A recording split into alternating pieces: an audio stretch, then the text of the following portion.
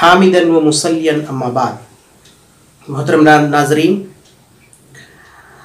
इस्लाम सिर्फ़ एक मज़हब और धर्म ही नहीं बल्कि वो एक पूरी ज़िंदगी गुजारने का तरीक़ा सिखाता है।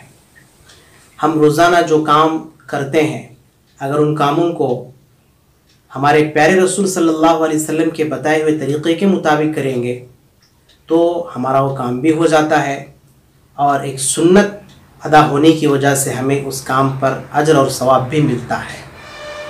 हमारे इन्हीं कामों में से एक अहम काम और हमारी एक अहम आदत नींद करना यानी सोना और लेटना है। जैसे हम में से हर एक कोई 5 घंटे सोता है, कोई 6, कोई 7, कोई 8। इस तरह से हर एक को नींद ज़रूरी होती है और इस दुनिया में ज़िंदा रहने के लिए नींद का आना और नींद का होना ज़रूरी है। जब हमको सोना ही है, नींद करना ही है, तो क्या ही अच्छा होता कि हम उस तरीक़े के मुताबिक नींद करें, वैसे सोएं जैसे हमारे प्यारे रसूल सल्लल्लाहु अलैहि वसल्लम आराम फरमाया करते थे। और तो आइए नाज़रीन, हम आपको हमारे प्यारे रसूल सल्लल्लाहु अलैहि वसल्लम कैसे आराम फरमाया करते थे उसके बारे में बताते चलें और हमारे प्यारे रसूल सल्लल्लाहु अलैहि वसल्लम ने लेटने के, सोने के, नींद करने के क्या आदाब और अहकाम बताए हैं उसको हम सुनते चलें। सबसे पहले जब हम सोने का इरादा करें तो जिस बिस्तर पर हम लेटना चाहते हैं उस बिस्तर को 3 बार झाड़ें।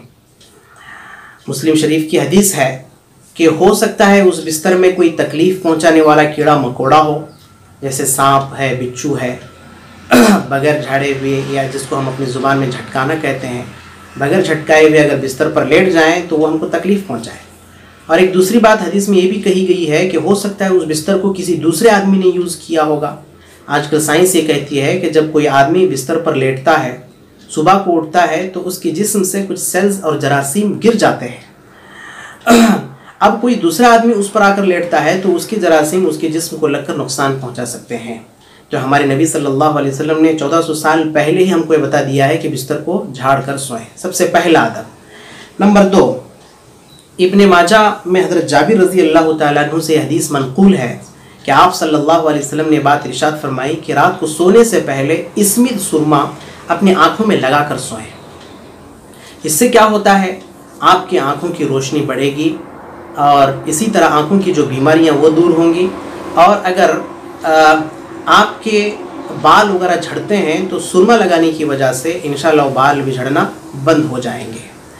नंबर 3, आप सल्लल्लाहु अलैहि वसल्लम ने ये बात इरशाद फरमाई, अबू दाऊद की रिवायत है, इब्ने उमर से मनक़ूल है कि सोने से पहले अगर घर में चिराग है या चूल्हा जल रहा है तो उसको बंद करके सोएं, बुझा कर सोएं।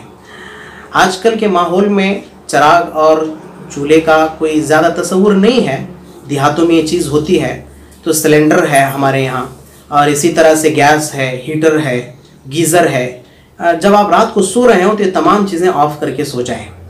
अगर इससे कोई नहीं ऑफ़ करके सोएंगे, बंद करके नहीं सोएंगे तो इससे कोई ख़तरा हो सकता है। इसी तरह चौथा अदब, सही बुखारी में बात इरशाद फरमाई गई है कि जब आप अपने घर का दरवाज़ा बंद कर रहे हों तो बिस्मिल्लाह कहकर दरवाज़ा बंद करें, क्योंकि हदीस में आता है कि जो कोई भी यानी जो घर अल्लाह के नाम से बंद किया गया हो, जो दरवाज़ा अल्लाह के नाम से बंद किया गया हो, उसमें शैतान कभी भी दाखिल नहीं हो सकता है। इसको भी ज़रूर याद रखें।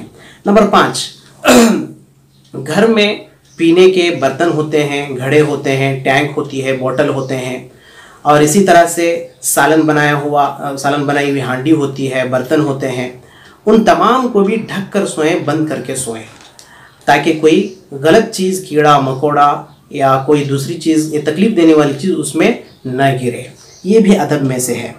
इसी तरह अबू दाऊद की रिवायत में है कि हमारे नबी सल्लल्लाहु अलैहि वसल्लम ने ऐसे घर की छत पर सोने से भी मना किया है जिस छत के चारों तरफ दीवार यानी मुंडेर न हो, यानी उसकी बाउंड्री न हो।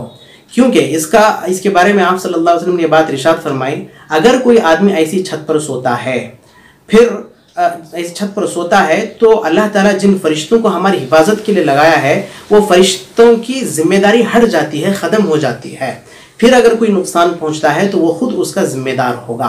इसलिए ऐसी छत पर सोने से भी परहेज़ करें जिसके चारों तरफ बाउंड्री नहीं है और दीवार नहीं बनाई गई है।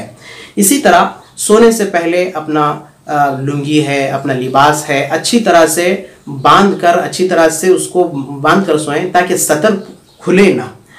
और इसी तरह सोने से पहले दुआओं का एहतमाम करें। सबसे छोटी दुआ जो अक्सर को याद होती है, अल्लाहुम्मा बिस्मिका अमूतु व अहया, इसको ज़रूर पढ़ लिया करें।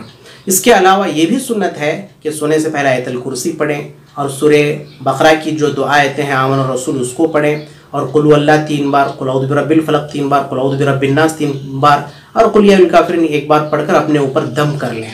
इसी तरह सोने से पहले तस्बीह फ़ातिमा सुबहानल्लाह 33 मरतबा, अल्हम्दुलिल्लाह 33 मरतबा, अल्लाहु अकबर 34 मरतबा, इसको भी पढ़कर सोएं।